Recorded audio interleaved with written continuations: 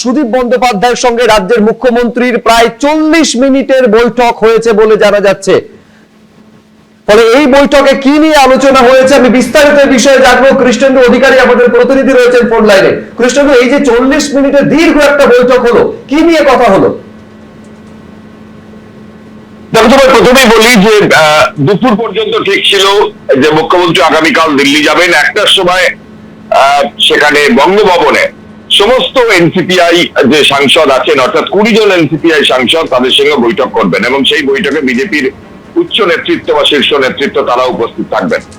কিন্তু আজকে বিকেলের পর একটি পটভূমিকার পরিবর্তন ঘটে। মুখ্যমন্ত্রী দিল্লি যাওয়া কালকে স্থগিত রাখা হয় এবং তড়িঘড়ি করে তার পরিবর্তে আজকেই একটা বৈঠক হয় নবান্নে। 40 মিনিট ধরে নবান্নে মুখ্যমন্ত্রীর কাছে ছিলেন সুদীপ বন্দ্যোপাধ্যায়, এনসিপিআই এর নেতা, এবং সুদীপ বন্দ্যোপাধ্যায় এবং মুখ্যমন্ত্রীর বৈঠক হয়। অন্যান্য সাংসদরা যদিও দিল্লিতেই তারা আছেন, এবং যেটা সূত্রপাত পর জানা যাচ্ছে যে আগামী দিনে পার্লামেন্ট সেশন শুরু হয়েছে, আগামী দিনে এনসিপিআই এর রাজনৈতিক অবস্থান কি হবে সেটা না স্পষ্ট হয়েছে, কিন্তু আগামী দিনে তার একটা স্থায়ী সমাধান চাইছেন তারা।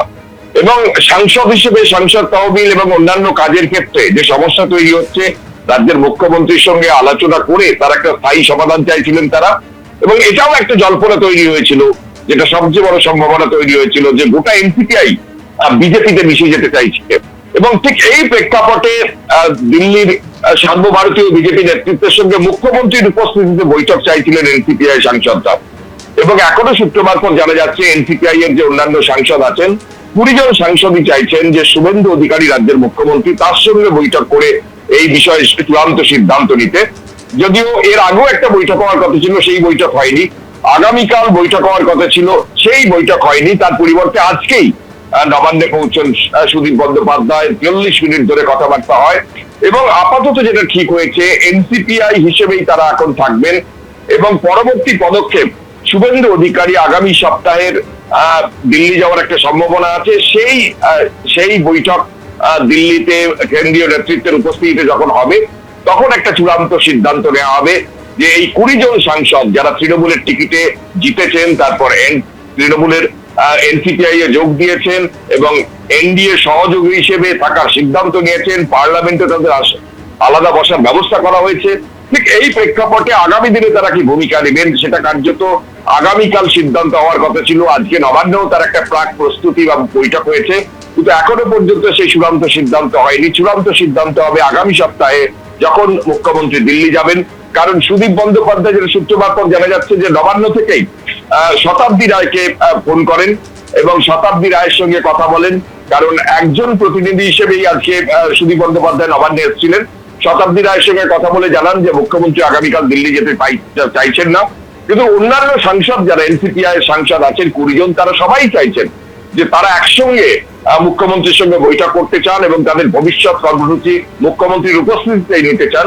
ঠিক এই প্রেক্ষাপটে যেহেতু আগামীকাল মুখ্যমন্ত্রী দিল্লি যেতে পারছেন না, আজকেই তার একটা প্রাক প্রস্তুতি বৈঠক হয়েছে এবং সেই বার্তা নিয়ে পৌঁছে দিয়েছেন সুদীপ বন্দ্যোপাধ্যায় অন্যান্য এনসিপিআই নেতৃত্ব, এনসিপিআই সাংসদদের।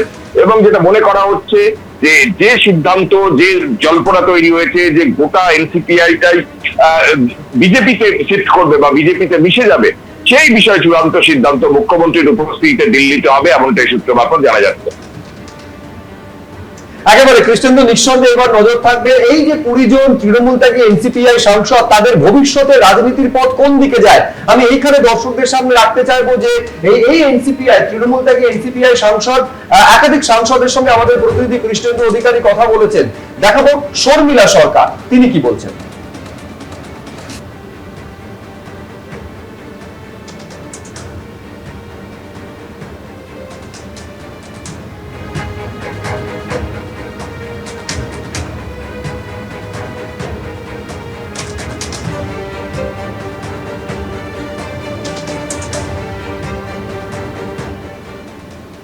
হ্যাঁ, আমাদের সবার কাছেই তাই খবর আছে যে ক্যান্সেল হচ্ছে কালকের মিটিংটা।